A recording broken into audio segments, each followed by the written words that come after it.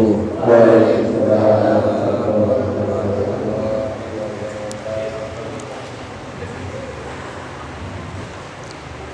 Alhamdulillah al-qail fi kitabihil karim subhanalladzi asra bi'abdihi laylan minal masjidil harami ilal masjidil aqsa alladzi barakna hawlahu الذي باركنا حوله لنريه من آياتنا إنه هو السميع البصير وأشهد أن لا إله إلا الله وحده لا شريك له وأشهد أن سيدنا محمدا عبده ورسوله اللهم صل وسلم وبارك وكرم على البشير النذير والسراج المنير حبيبنا وشفيعنا قرة أعيننا نور قلوبنا محمد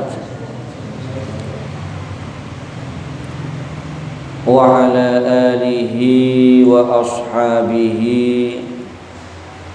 والتابعين ومن تبعهم بإحسان من يومنا هذا إلى يوم البعث والمصير أما بعد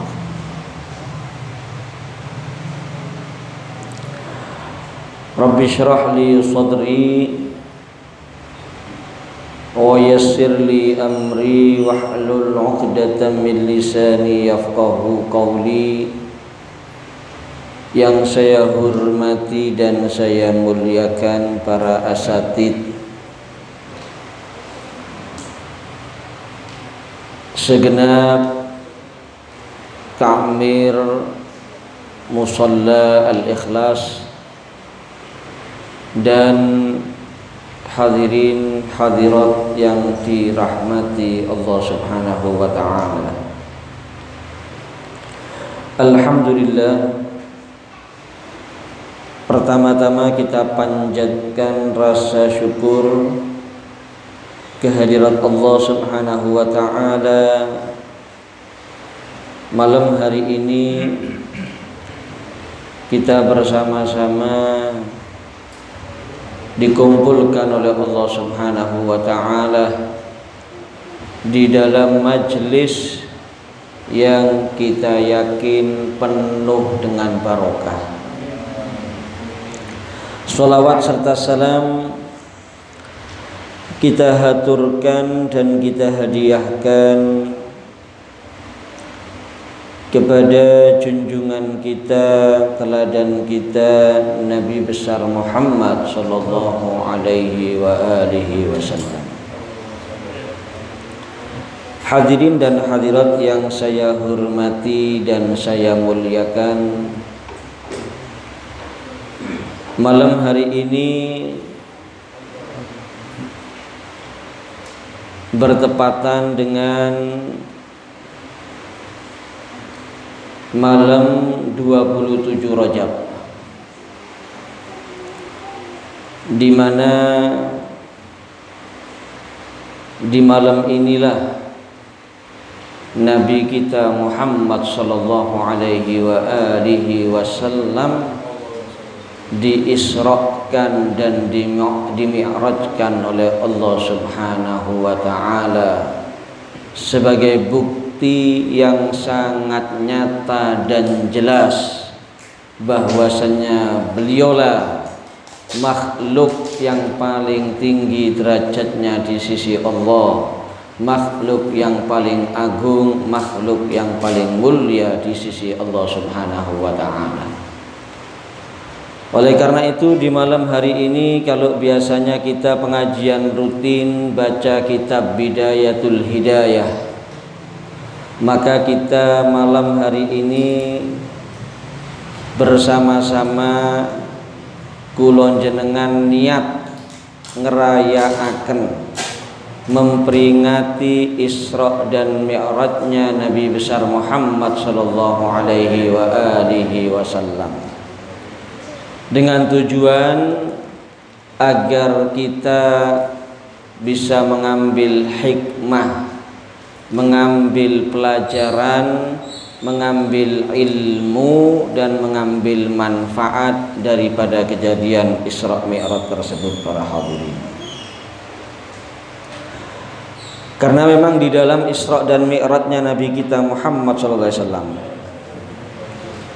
banyak sekali yang bisa kita ambil untuk kita jadikan bekal kita dalam mengarungi sisa hidup kita di atas dunia, dengan harapan nantinya di akhirat kita menjadi orang-orang yang selamat, menjadi orang-orang yang masuk ke dalam surganya Allah dan jauh dari api nerakanya Allah Subhanahu wa ta'ala. Lek nyeritaaken Isra Mi'raj terus terang mungkin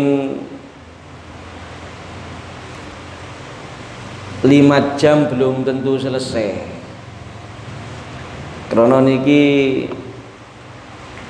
enten Syekh Ahmad Ad-Dardiri niki, beliau menulis kitab yang isinya kitab ini semuanya mulai awal sampai akhir Qissatul Mi'raj, nyeritaaken Isra lan Mi'raj Kanjeng Nabi Muhammad sallallahu alaihi wasallam. Lagi kitab iki diwaca kabeh ya mungkin saulan kayak hatam iki. Oleh karena itu saya akan mengambil beberapa yang penting dari momen kejadian perjalanan Isra dan Mi'rajnya Nabi besar Muhammad sallallahu alaihi wasallam. Nomor setunggal ini berkaitan dengan perintah, yang mana perintah ini banyak ditinggalkan oleh umat Nabi Muhammad SAW di zaman sekarang. Nomor kali berkaitan dengan larangan, di mana larangan tersebut juga di zaman kita ini banyak disepilihkan, banyak diremehkan dan banyak diterjang oleh umatnya Nabi Muhammad SAW. Yang berkaitan dengan perintah, ketika beliau dalam perjalanan Isra dan Mi'raj Nabi besar Muhammad SAW, beliau banyak sekali menyaksikan pemandangan-pemandangan aneh para hadirin, dan termasuk yang mendampingi Kanjeng Nabi teng Isra dan Mi'raj itu malaikat Jibril alaihissalam. Disebutkan thumma ata ala qaumin turdahu ru'usuhum kullama rudihat adat kama kanat wa la yafturu anhum min dzalika syai'un. Nabi melewati satu kaum dalam perjalanan tersebut, yang kaum tersebut kepala mereka itu dihancurkan. Kalau bahasa kita ndase dikepruk sampai ajur. Tapi setiap kepalanya hancur, wutu maneh. Kepruk maneh, wutu maneh, kepruk maneh, wutu maneh, dan begitu seterusnya. Tidak berhenti sesaat pun. Maka Nabi Muhammad SAW merasa heran. Faqala ya Jibril man haula. Kanjeng Nabi tanya kepada malaikat Jibril alaihissalam, siapa mereka itu malaikat Jibril yang kepalanya dihancurkan, mari ngono wutu maneh, ajur maneh, wutu maneh. Siapa mereka malaikat Jibril? Dijawab oleh malaikat Jibril alaihissalam, haula alladzina tatasaqalu ru'usuhum 'anis sholatil maktubah. Mereka adalah orang-orang yang berat kepalanya, males mengerjakan sholat 5 waktu. Jadi sering mengakhirkan dengan tanpa uzur. Ya. Sholat zuhur gara-gara mungkin nutuk no kerjaan sampai mancing ngasar kayak sholat zuhur. Apa maneh sholat subuh, masya Allah niku paling abot niku. Sholat subuh niku masya Allah pun ditangeni tangi, apa maneh sing nom-noman iki. Gila wis balik sholat subuh ini hati-hati lho. Sholat subuh ditangeni wis tangi nggih turu maneh. Tangeni maneh nggih turu maneh sampai bapak yang mbek ibuke kesel nang ngene kadang-kadang. Tapi lek bal-balan jam 2 bengi kaya ana setrum ya durung diutik mencolot pisan. Kuwatir telat delok bal-balan.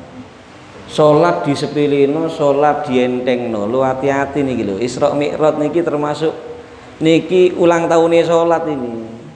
Sing aras-arasen salat niku kepruk di sampai ajur sirahe, wutu maneh kepruk maneh sampai ajur, wutu maneh kepruk maneh sampai ajur. Oleh karena itu jangan main-main urusan sholat 5 waktu, berbahaya. Dalam Al-Quran bagaimana Allah berfirman? Quran lho niki duduk hadis Quran. Lek boten yakin kelawan Quran niku hukume murtad, kafir, keluar dari Islam.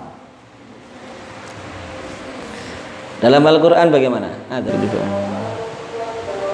Dalam Al-Quran Allah subhanahu wa ta'ala berfirman, fawailul lil musallin alladzina hum an salatihim sahun. Qala ba'dul mufassirin wal wadi fi jahannam law suyirat jibalud dunya ladzabat min syiddati harri. Uwel ini disebutkan oleh sebagian ahli tafsir, lembah yang berada di neraka jahanam. Kalau misalnya gunung-gunung yang ada di atas dunia, gunung loh nih, sanes Gudir, sanes Gedang Goreng nih, gunung nih, gunung itu sangat kokoh, pakune bumi gunung nih. Tidak bisa dihancurkan kecuali dengan alat-alat berat. Kalau misalnya gunung-gunung yang ada di atas dunia ini cuma dilewatkan saja di atasnya, boten dilebetaken iki, cuma diliwat ngethek di ndukure, ladzabat min syiddati harri, akan meleleh, akan mencair karena sangat panasnya uel tersebut. Para hadirin dan hadirat yang dirahmati Allah, kita bisa bayangkan lho, kalau gunung saja diliwat notok nih durung dilebokno wis leleh mencair dari sangat panasnya, maka bagaimana dengan tubuh kita? Kula jenengan iki aja maneh kena genine rokok, kena genine donya ae ndak kuat panasi. Kena nyonyok rokok ae lho wis gak kuat panasi, padahal cuma setitik dari api dunia. Sedangkan api neraka itu disebutkan panasnya sab'ina bi'fan min narid dunya. Panase gendine neraka niku 70 kali lipat dari panasnya api dunia. Uwel ini tempatnya siapa para hadirin? Uwel ini fawailul lil musallin alladzina hum an salatihim sahun. Lek teng ayat niku lil musallin, bagi orang-orang yang sholat. Dudu ndak sholat blas niki sholat nih. Cuma yang ngono gawe dolanan. disepelekno, dientengno, sering telat sholat. Ini yang sholat ini. Allah menyatakan tempatnya dia lek sampai pejah, sik mboten tobat, sik mboten jogo salat, sik mboten perhatian kelawan salat 5 waktu, tempatnya dia wel, lembah yang ada di neraka jahanam. Sing gunung tok diliwat ndukure lele, mencair. Bisa kita bayangkan yang tidak sholat sama sekali, para hadirin. Dan ini tidak sedikit zaman kita ini. Makanya monggo kula jenengan didik keluarga sing saya, jok sampai ada di antara keluarga kita yang tarikus sholat, yang meninggalkan sholat. Anak-anak monggo dididik sing saya, jok sampai bapak ibu ahli sholat, anak tapi tidak sholat, naudzubillah min dzalik. Bahaya sekali kalau sudah nggak sholat sama sekali. Ini rawan meninggalnya tidak membawa Islam. Kenapa? Karena as-sholah ini as-sholah silatun bainal abdi wa rabbi. Sholat ini adalah tali pengikat, penghubung antara siapa? Antara hamba dengan Allah. Selagi orang itu masih sholat, berarti masih ada keterikatan dengan Allah. Boten medot hubungan kali Gusti Allah. Insya Allah tasik enten harapan dados tiang selamat. Tapi lek pun putus hubungan kali Gusti Allah, ini yang berbahaya. Bahkan disebutkan oleh para ulama, penyebab banyak orang itu meninggalnya enggak bawa Islam ketika dia meninggalkan sholat 5 waktu. Lek pun pejane mboten beto Islam, wis ndak ono harapan metu tekan neraka para hadirin. Khalidina fiha, teng nerakane Gusti Allah niku sak lawase, masih Kanjeng Nabi mboten saged maringi syafaat. Sing saged diparingi syafaat kali Kanjeng Nabi niku tiyang pejah tapi masih enten setitik iman. Walaupun cuma setitik dari iman tersisa dalam hatinya, benjing dilebetaken neraka, disiksa teng neraka, Kanjeng Nabi tasik saged maringi syafaat dintas teko neraka kali Kanjeng Nabi dilebokno swarga. Oleh karena itu sholat ini betul-betul harus kita jaga. Saya pernah dapat cerita para hadirin. Saya dapat cerita ini insya Allah sumbernya otentik, sangat bisa dipercaya. Ini kejadian nyata terjadinya di negara Qatar.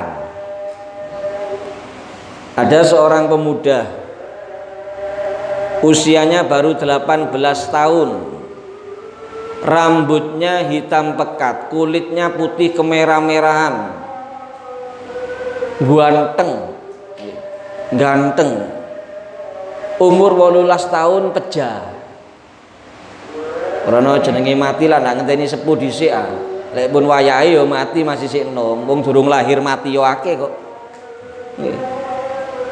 Allah ini sudah menentukan umur kita masing-masing. Masih sing nom-nom niki sepuntene sing kathah aja ngrasa yakin aku sik suwe, tenang ae, aja.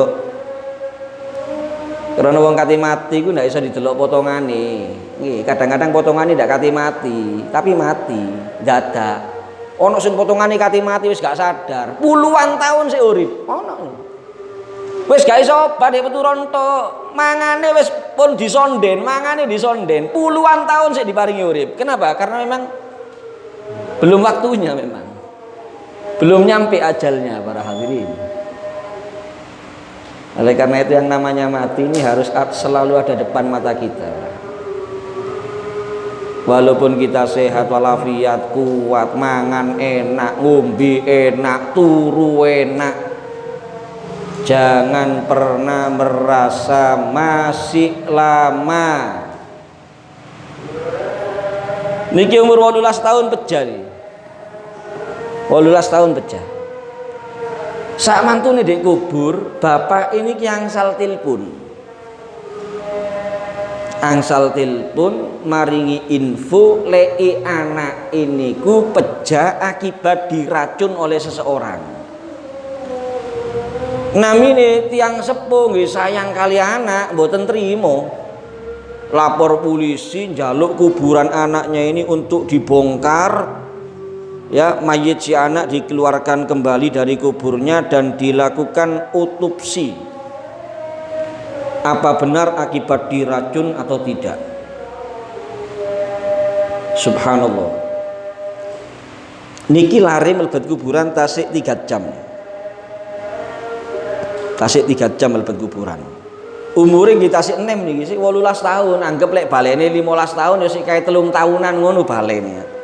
Kae dicatet dosane niku sik 3 tahun. 3 jam masuk kuburan. Bukan 3 hari, bukan 3 minggu, bukan 3 bulan, bukan 3 tahun. Subhanallah. Ketika dikeluarkan mayit si anak ini dari kuburnya, rambutnya yang asalnya hitam pekat sudah menjadi putih semuanya. Putih kabeh wis. Kaya wong tuwek ngono putih kabeh wis. Wajahnya yang kulitnya asalnya putih kemerah-merahan kaya apel pun gosong. Sing asalnya ganteng sudah hancur lebur sudah mukanya, wajahnya nggak bisa dikenali lagi, sudah hancur. Padahal sik kayak 3 jam niki. Melebet kuburane tasik 3 jam para hadirin. Lan kuburan itu panggonane kula jenengan berikutnya nanti. Heran semua yang melihat kejadian itu ditangleti Bapak, Pak, dosa napa Pak, maksiat napa anake jenengan iki kok kae 3 jam mlebet kuburan koyo ngeten iki. Iki Bapak yang mboten iso ngelak terus terang anakku gak tau salat, nyepeleno salat, ngremeno salat 5 waktu. Oleh karena itu mari salat iki aja digawe dolanan, monggo direksa teman-teman keluarga niku lek salate sae sedanten sak griya, insyaallah sakinah, mawaddah, warahmah, bahagia, harmonis, barokah. Dijamin pun koyo ngoten niku. Nomor kali para hadirin, kalau ini berkaitan dengan perintah yang banyak ditinggalkan. Nomor kali berkaitan dengan larangan yang banyak diterjang oleh umat Islam di zaman sekarang. Ketika perjalanan Isra dan Mi'raj, Kanjeng Nabi juga marra biqaumin lahum atfarun min nuhas yakhmishuna biha wujuhahum wa sudurahum. Kanjeng Nabi melewati satu kaum yang mereka memiliki kuku-kuku yang runcing yang terbuat dari besi kuningan.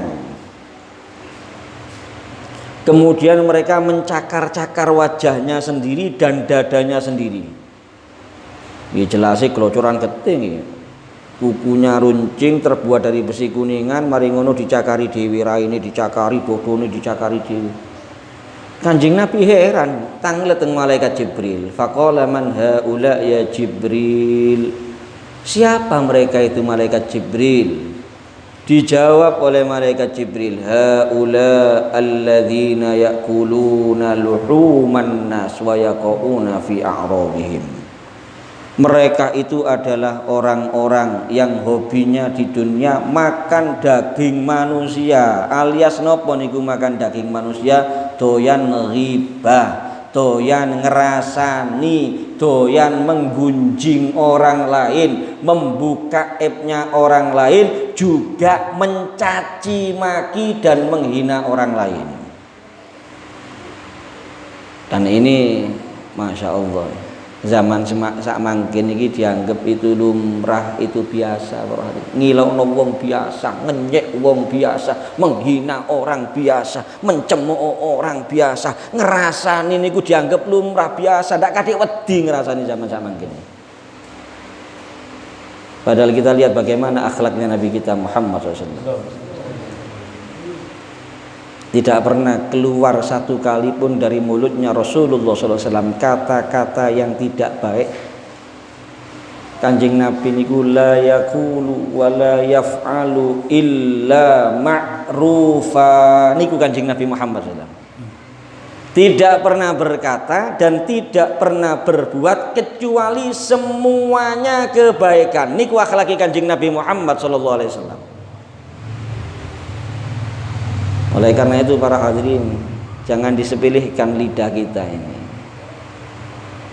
Karena Kanjeng Nabi niku pun ngilingaken, wa hal yakubun nasa finnari ala wujuhihim wa fi riwayah ala manakhirihim illa hasaidu alsinatihim. Kanjeng Nabi niki walaupun pakai hal tapi niki informasi nih, sanes pertanyaan.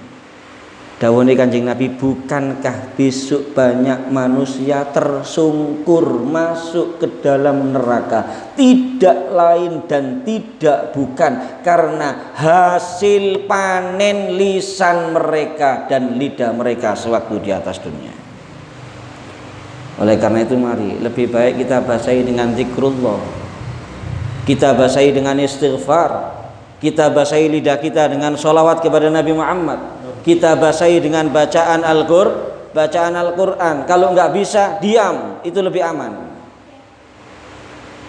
Ya, dua ini mungkin hal penting yang mungkin bisa kita ambil di malam hari ini. Nomor setunggal sholati direkso, nomor kali lisani monggo dijaga dengan sebaik-baiknya. Kita berusaha untuk tidak keluar dari lisan kita kecuali kata-kata yang semakin mendekatkan kita kepada Allah, kecuali kalimat yang menambah pahala kita, yang menambah beratnya kebaikan kita di sisi Allah Subhanahu wa ta'ala. Ini saja, mudah-mudahan manfaat.